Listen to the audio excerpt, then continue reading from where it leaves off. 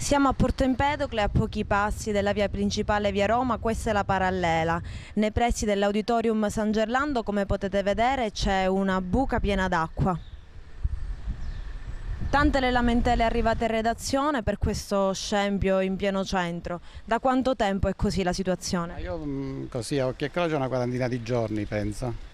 Che cosa è successo? Ma è successo che prima c'era una semplice perdenza, poi sono venuti credo i tecnici di Girgenti Acque a scavare, ma è rimasto così. Senza contare che ci hanno lasciato anche una settimana isolati col telefono isolato perché hanno trangiato anche un cavo delle linee telefoniche.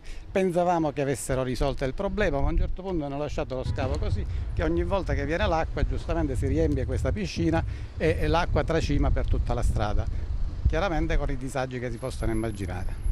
Disagi a parte il decoro anche agli automobilisti? A parte il decoro agli automobilisti e la pericolosità della buca, che rappresenta sicuramente un pericolo per l'incolumità sia dei mezzi che dei passanti, dei pedoni. Qua è un passaggio assiduo di auto e se che questo è un problema.